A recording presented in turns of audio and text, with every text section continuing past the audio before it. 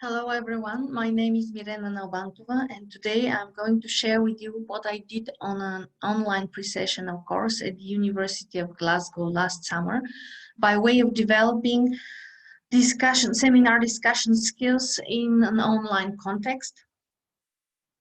I'll start with two quotes reflecting sentiments about the relationship between pedagogy and technology.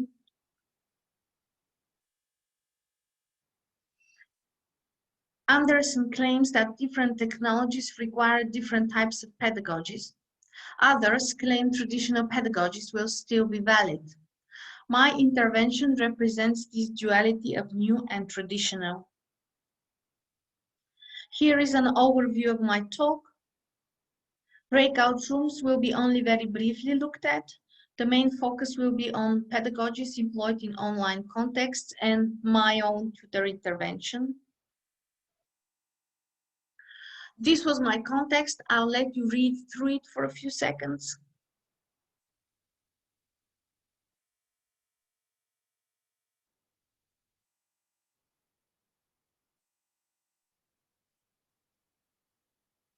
As you can see, there were three main aspects of tutor intervention, and I will now share what I did in this respect.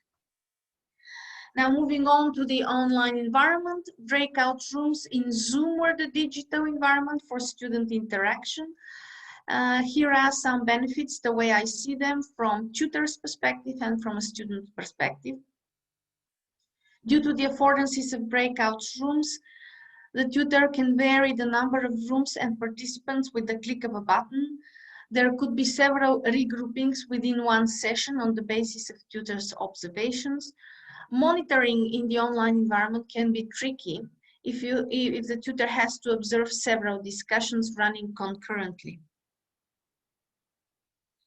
I would now like to turn to the pedagogical considerations. The community of inquiry framework is a constructivist model for designing activities for deep, meaningful engagement and learning online. There are three components to it. The first one is the teacher presence, which is a multi-layered concept. What I found interesting is the idea of the teacher online persona, which is more extensively discussed by Thomas and Thorpe, and could potentially inform pedagogies of care, trauma-informed pedagogies, or teacher training for online delivery.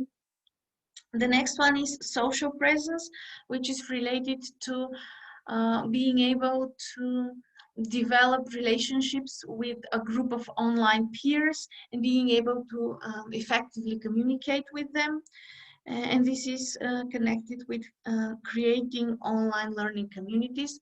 The third component is the cognitive presence, which involves the process of engaging with the material individually, as well as with peers in a peer interactions, with the purpose of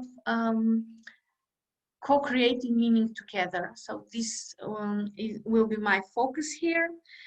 The cognitive presence component was further broken down into several subcomponents as represented on the left-hand side on the slide.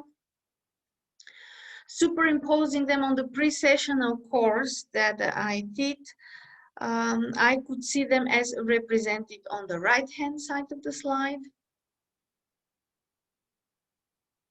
It is the integration subcomponent where the synchronous online discussions are situated and where the peer-to-peer interaction happens.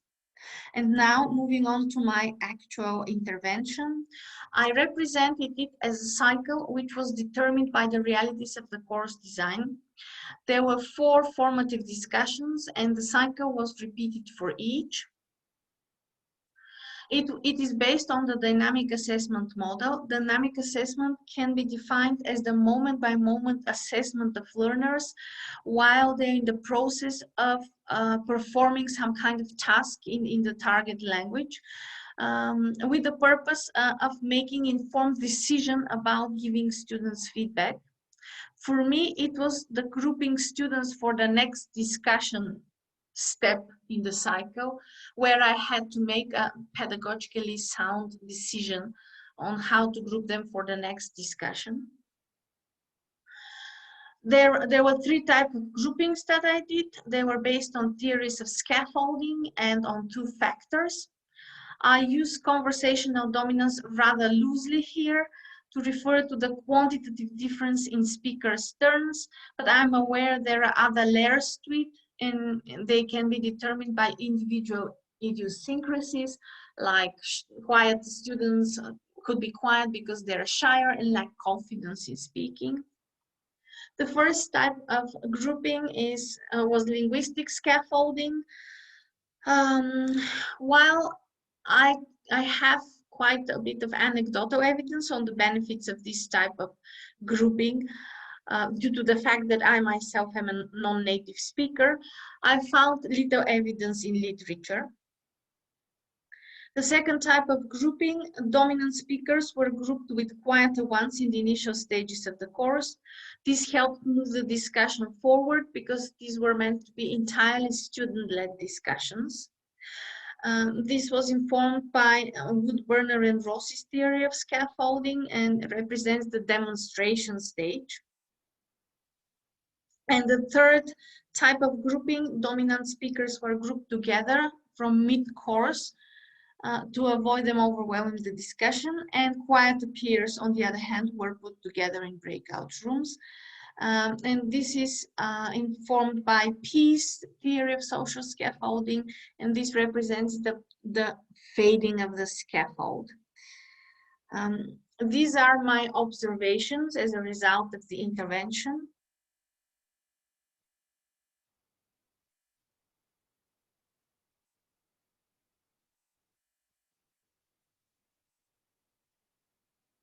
What I consider to be a drawback is the fact that I did not gain insights into the student perspective of things.